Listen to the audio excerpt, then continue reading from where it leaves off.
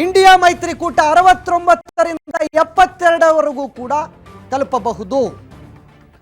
ಅದರ ಜೊತೆಗೆ ಅದರ್ಸ್ 65ರಿಂದ 70ರವರೆಗೂ. ಇದರಲ್ಲಿ ಕೆಲವು ಕಡೆ ಆಪ್ ಪಂಜಾಬಲ್ಲಿ ಪ್ರತ್ಯೇಕವಾಗಿ ಸ್ಪರ್ಧೆ ಮಾಡಿದೆ.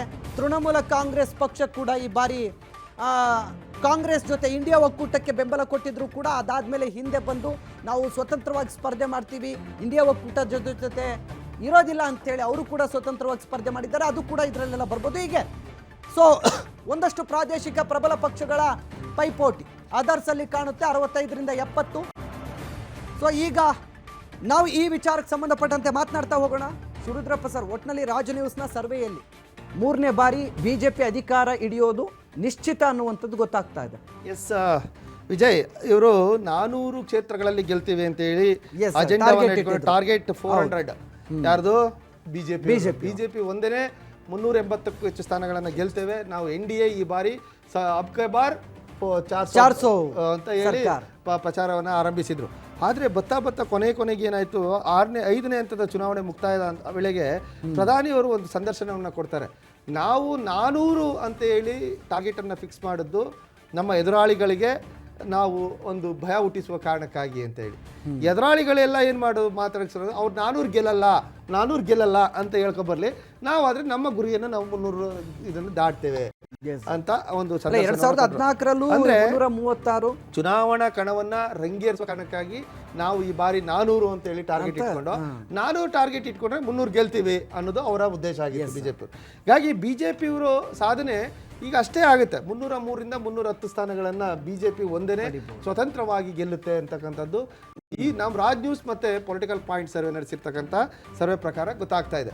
ಅಂದರೆ ನರೇಂದ್ರ ಮೋದಿಯವರ ವೇವ್ ಅನ್ನೋದಕ್ಕಿಂತಲೂ ಜನರು ಬಯಸಿದ್ದಂಥ ಒಂದು ವಿಚಾರ ಏನಂತಂದರೆ ದೇಶದ ಭದ್ರತೆ, ದೇಶದ ಹಿತದೃಷ್ಟಿಯಿಂದ ನಾವು ಒಂದು ಪಕ್ಷವನ್ನು ಆಯ್ಕೆ ಮಾಡ್ಕೊಳ್ಬೇಕು, ನಾಯಕತ್ವ ಗಟ್ಟಿಯಾಗಿರಬೇಕು ಅನ್ನೋ ಕಾರಣಕ್ಕಾಗಿ.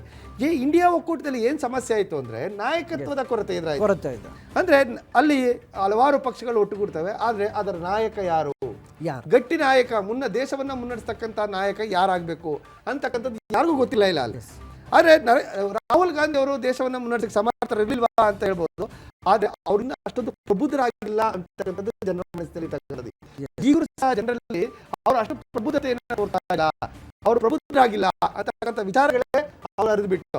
ಆದರೆ ಬಿಜೆಪಿಯಲ್ಲಿ ಒಂದು ಏನಾಯ್ತು ಅಂದ್ರೆ ಬಿಜೆಪಿಯ ಆಡಳಿತ ವೈಖರಿ ಜನಸಾಮಾನ್ಯರಿಗೆ ಇಷ್ಟ ಆಗಿದ್ದೋ ಬಿಟ್ಟಿದ್ದೋ ಗೊತ್ತಿಲ್ಲ. ಜನಸಾಮಾನ್ಯರು ಬೆಲೆ ಏರಿಕೆಯಿಂದ ತತ್ತರಿಸಿದ್ದಾರೆ. ಹಲವಾರು ವಿಚಾರಗಳಲ್ಲಿ ಜನರು ರೋಸಿ ಹೋಗಿದ್ದಾರೆ. ವೋಟ್ ಬ್ಯಾನಿಂದ ಇರ್ಬೋದು, GST ಇರ್ಬೋದು, ಅಥವಾ ಬೆಲೆ ಏರಿಕೆ ವಿಚಾರದಲ್ಲಿ ಇರ್ಬೋದು. ಆದರೂ ಸಹ ಜನರಿಗೆ ಒಂದು ದೇಶದ ಭದ್ರತೆ ಅಂತಕ್ಕಂಥ ವಿಚಾರ ಬಂದಾಗ ದೇಶದ ಹಿತದೃಷ್ಟಿಯಿಂದ ಒಂದು ಗಟ್ಟಿ ನಾಯಕತ್ವ ಬೇಕಾಗುತ್ತೆ. ಅದರ ಜೊತೆಗೆ ಸ್ಥಿರ ಆಡಳಿತ, ಯಾಕಂದ್ರೆ ಪೊಲಿಟಿಕಲ್ ಸ್ಟೆಬಿಲಿಟಿ ಇದೆಯಲ್ಲ, ಒಂದು ದೇಶದ ಅಭಿವೃದ್ಧಿಗೆ, ದೇಶದ ಭದ್ರತೆಗೆ ಅದು ಪೂರಕವಾಗಿರುತ್ತೆ ಅಂತಕ್ಕಂಥದ್ದು. ಪೊಲಿಟಿಕಲ್ ಸ್ಟೆಬಿಲಿಟಿ ಅನ್ನೋದು ಇಲ್ಲದೆ ಹೋದರೆ ಈಗಿನ ಪರಿಸ್ಥಿತಿಯಲ್ಲಿ ವಿಶ್ವದ ಹಲವಾರು ಕಡೆ ನಾವು ಗಮನಿಸ್ತಾ ಇದ್ದೀವಿ.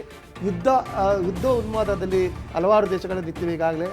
ಒಂದು ಕಡೆ ಇಸ್ರೇಲ್ ಯುದ್ಧ ನಡೀತಾ ಇದೆ, ಇನ್ನೊಂದು ಕಡೆ ರಷ್ಯಾ ಉಕ್ರೇನ್ ಯುದ್ಧ ನಡೀತಾ ಇದೆ, ಇನ್ನೊಂದು ಕಡೆ ಇರಾನ್ ಮೇಲೆ ಸಮಸ್ಯೆ ಆಗ್ತಾ ಇದೆ.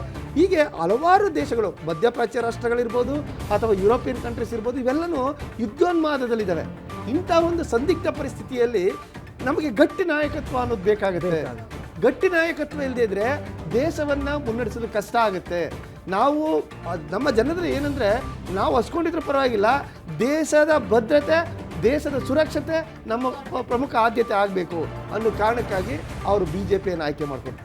BJPಯ ಒಂದು ಅಜೆಂಡಾ ಏನಾಗಿತ್ತು, BJP ಅಜೆಂಡಾ ಏನು, ನಾವು ದೇಶದ ಭದ್ರತೆಯಲ್ಲಿ ನಾವು ಸಂಪೂರ್ಣವಾಗಿದ್ದೀವಿ, ನಾವು ದೇಶಭಕ್ತರು, ದೇಶವನ್ನು ನಾವು ಸಮರ್ಥವಾಗಿ, ಆ ಒಂದು ಪ್ರಚಾರದ ವೈಖರಿ ಏನಿದೆ ಅದು ಎಲ್ಲೋ ಒಂದು ಕಡೆಗೆ ಅವ್ರಿಗೆ ಪಾಸಿಟಿವ್ ಆಗಿದೆ.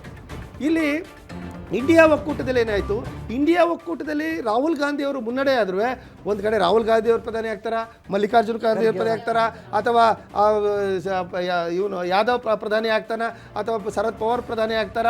ಈ ರೀತಿಯ ಒಂದು ಗೊಂದಲಗಳು. ಮಮತಾ ಬ್ಯಾನರ್ಜಿ ನಾನು ಪ್ರಧಾನಿ ಆಗ್ಬೇಕಂತ ಅವರು ಇಂಡಿಯಾ ಒಕ್ಕೂಟದಿಂದ ದೂರ ಉಳಿತಾರೆ.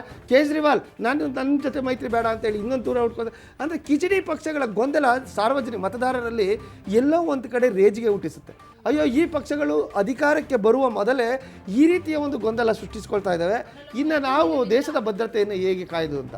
ಆದರೆ ಇಂಡಿಯಾ ಒಕ್ಕೂಟದಲ್ಲಿ ಆದಂಥ ಒಂದು ಅಭದ್ರ ಸ್ಥಿತಿ, ಆ ಚೆಲ್ಲಾಪಿಲ್ಲಿ ಏನಿದೆ, ಅದು ಇವತ್ತು NDA ಕೂಟವನ್ನು ಅಧಿಕಾರಕ್ಕೆ ತರುವಲ್ಲಿ ಅವು ಪ್ರಮುಖ ಪಾತ್ರವನ್ನು ವಹಿಸ್ತವೆ.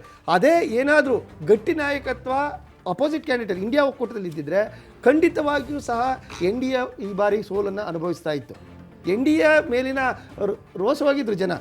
ಆದರೆ ದೇಶದ ಹಿತದೃಷ್ಟಿಯಿಂದ ದೇಶಕ್ಕೆ ಒಂದು ಗಟ್ಟಿ ನಾಯಕತ್ವ ಬೇಕು ಅನ್ನೋ ಕಾರಣಕ್ಕಾಗಿ ತಮ್ಮೆಲ್ಲ ರೋಷವಾಗಿದ್ದನ್ನು ಮರೆತು ಮೋದಿಯ ನಾಯಕತ್ವಕ್ಕೆ ಬೆಲೆ ಕೊಟ್ಟು ಅವರು ಓಟನ್ನು ಹಾಕಿದ್ದಾರೆ.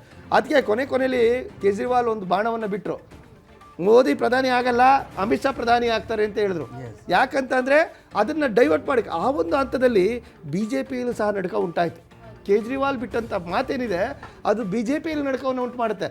ಆವಾಗ ಆ ಹಂತದಲ್ಲಿ ಇಂಡಿಯಾ ಒಕ್ಕೂಟ ಎದ್ದಿಟ್ಕೊಳ್ಳುತ್ತೆ, ಓ ನಾವು ಗೆಲ್ತೇವೆ ಅಂತೇಳಿ.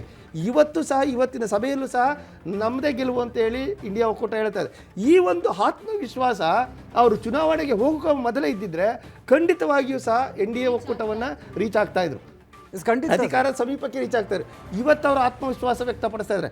5 ಹಂತದ ಚುನಾವಣೆಯ ನಂತರ ಇಂಡಿಯಾ ಒಕ್ಕೂಟದಲ್ಲಿ ಉಂಟಾದಂಥ ಆತ್ಮವಿಶ್ವಾಸ ಅವರು ಮೊದಲ ಹಂತದ ಚುನಾವಣೆಗೂ ಮೊದಲೇ ಒಂದು ಗಟ್ಟಿತನದಿಂದ ಹೋಗಿದ್ರೆ ಖಂಡಿತವಾಗಿಯೂ ಮೋದಿ ಬಾರಿ ಇಷ್ಟೊಂದು ಸ್ಥಾನಗಳನ್ನು ಗೆಲ್ಲಕ್ಕೆ ಸಾಧ್ಯ ಆಗ್ತಾ ಇಲ್ಲ. ಸಿಗಲಿಲ್ಲ. ಯಾಕೆ ದೀದಿ ಇದ್ರು, ನಿತೀಶ್ ಕುಮಾರ್ ಇದ್ರು, ಸಾಕಷ್ಟು ಜನ ಇದ್ರಲ್ಲಿ ಇದ್ದಾಗಲೂ ಕೂಡ ಅವರು ಯಾರು ಅಂದ್ರೆ ಬೆಕ್ಕಿನ ಕೊಡಿ ಗಂಟೆ ಕಟ್ಟೋರು ಯಾರು ಅನ್ನೋ ರೀತಿಯಲ್ಲಿ ಲೀಡರ್ಶಿಪ್ ತಗೊಳ್ಳೋರು ಯಾರು ಅನ್ನೋಷ್ಟು ಸಾಕಷ್ಟು ಗೊಂದಲ ಆಯಿತು. ಹೀಗಾಗಿ ಪಂಚರಾಜ್ಯಗಳ ಚುನಾವಣೆಯಲ್ಲಿ ಕೂಡ ಎಡವಟ್ಟಾಯಿತು.